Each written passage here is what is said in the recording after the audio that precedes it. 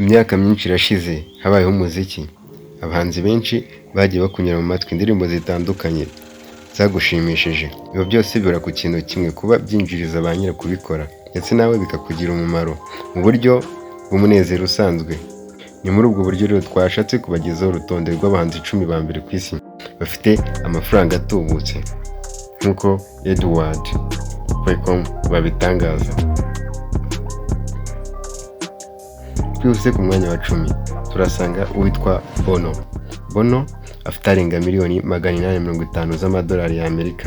Uyu nguyu rero ni umuririmbyi, akaba umwanditsi w'indirimbo ndetse kandi uyu nguyu yamenyekanye cyane binyuze mu itsinda cyangwa se bande yitwa Lyrics of the Rock Band U2, kandi uyu nguyu yarikodinze indirimbo ze zitandukanye muri studio ari wenyine. Izamenyekanye cyane niyo bise For His Experience Vocal, ndetse kandi afite n'izindi zitandukanye zabashije kumushyira ku mwanya wa 10 mu bahanzi bakize cyane ku isi.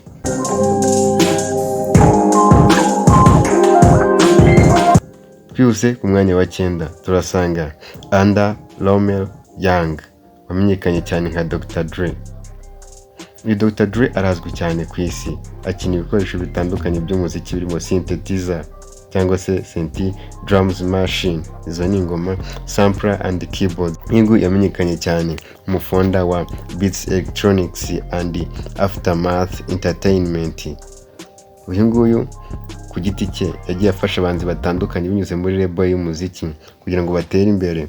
Aba raperi barimo Eminem, 50 Cent, Snoop Dogg, Kendrick Lamar n'abandi benshi batandukanye, bose bagiye bamunyura mu biganza. Uyu nguyu kandi ni rwiyemezamirimo ukomeye cyane muri Leta Zunze Ubumwe za Amerika.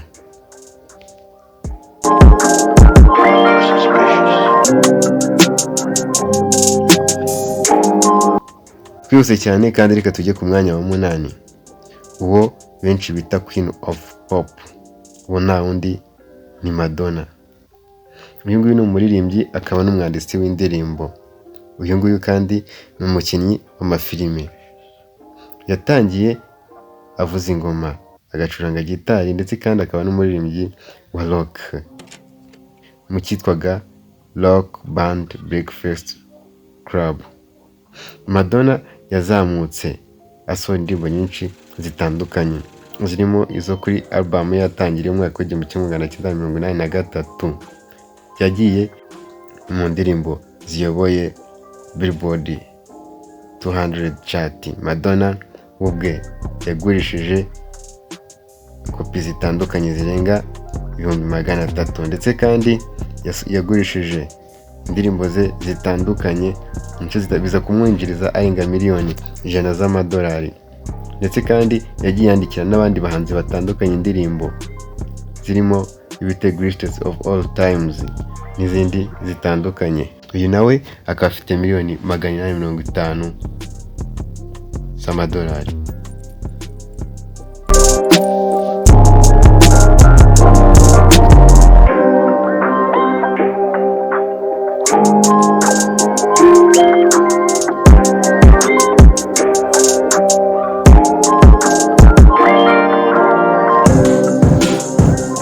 Twihuse ku mwanya wa 7 turasanga Alpati. Uyu nguyu afite imyaka 87. Uyu mukambwe kandi icyo twamubabwiraho, uyu Alpati kandi afite arenga miliyoni 850 z'amadolari y'Amerika. Uyu yamenyekanye cyane binyuze mu kuvuza ibyo bita trumpet. Uyu kuva imyaka y'1960 yakoraga umuziki. Uyu kandi ni umwe bakoze amateka yo kuba indirimbo yayoboye bwa mbere urutonde rwa US 200 Billboard chart, aho uyu nguyu yaba mu buryo bw'amajwi ndetse n'uburyo bwa trumpet sound yagiye akora indirimbo zitandukanye ndetse zigakundwa. Turamusanga ku mwanya wa 7 afite miliyoni 850 z'amadolari y'Amerika.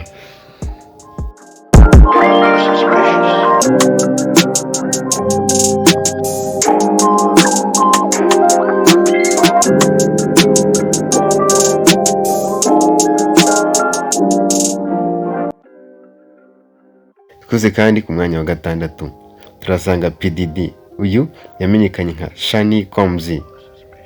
Ubusanzwe tumuzi nka Didy, ni umuraperi w'umunyamerika, umwanditsi w'indirimbo ndetse kandi afite CD itunganya umuziki. Ni umushoramari watangiye kariyeri mu mwaka w'1990.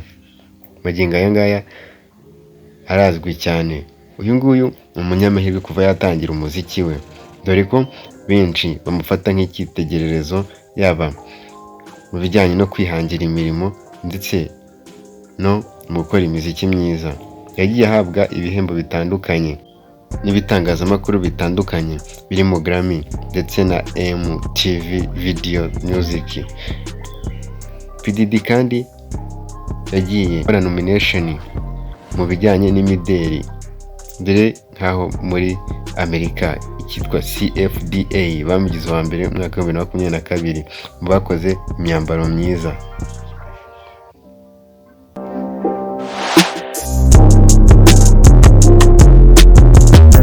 Gusa cyane ku mwanya wa gatanu turasanga Paul McCartney. Uyu nguyu yagiye abona ibihembo byinshi bitandukanye birimo icya Academy Award, ndetse kandi yatwaye Grammy Award zigera kuri 18, ndetse aza no kubona igihembo cy'umuhanzi mwiza wa rock and roll.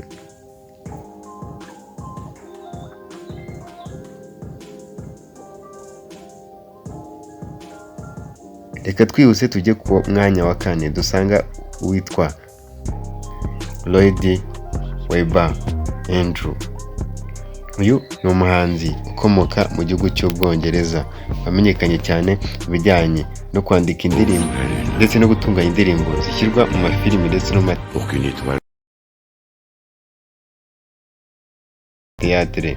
Yagiye atwara ibihembo byinshi bitandukanye birimo Grammy Award, atwara Ivor Novello Award, atwara 6 Tonys, ndetse atwara na Golden Globe ndetse na Grammy eshatu ngo twabivuze. Ikindi kandi utakibagirwa nuko ari nawe muhanzi wa mbere winjije amafaranga menshi ayakuye mu bihangano bye.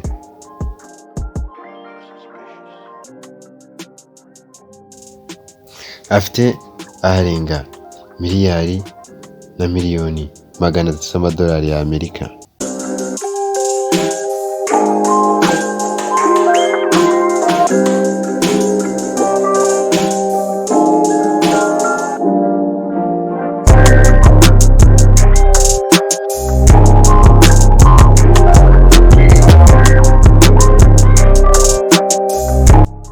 Cyane katwerekeza ku mwanya wa gatatu aho dusanga uwitwa Shokole Carter or Jay-Z. Uyu nguyu yabyaye umwana amwita Ibyo Rihanna.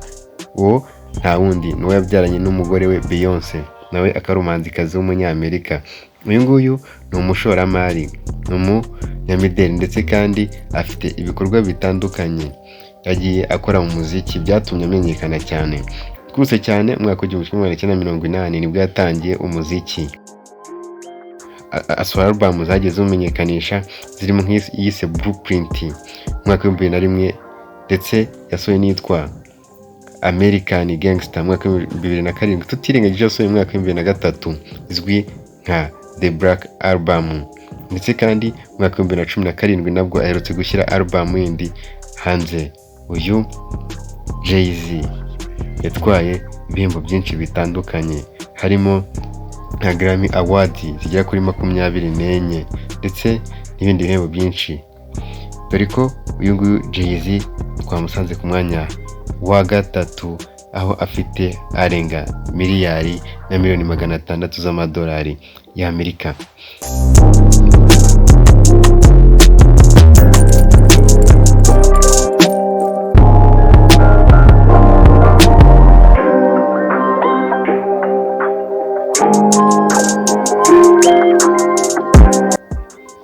Twihuse cyane ku mwanya wa kabiri turasanga uzwi nka Rihanna. Uyu ni Robin Fenty Rihanna, ukabyibe bamwise. Uyu yavukiye mu birwa bya Barbados, aho ni ku mugabane wa Amerika.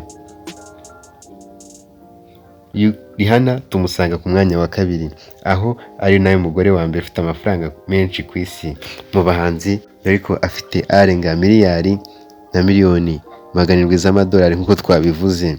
Ayo mafaranga n'andi atandukanye agenda ava mu bikorwa bitandukanye birimo iby'imideli, ibikomo acuruza ndetse binyuze muri kampani ya Savage and Fenty. Ibikorwa bitandukanye by'umuziki biza ku mwanya wa gatatu bituma Rihanna akira, akaba umugore wa mbere ufite amafaranga menshi ku isi, ndetse muri rusange akaba n'umuhanzi wa kabiri ku isi ufite amafaranga menshi. Ikindi kandi twabibutsa nuko Rihanna yamenyekanishijwe na album ye ya mbere yise Music of the World mu mwaka wa 2005, ndetse akorana A Girl Like Me mu mwaka wa 2006.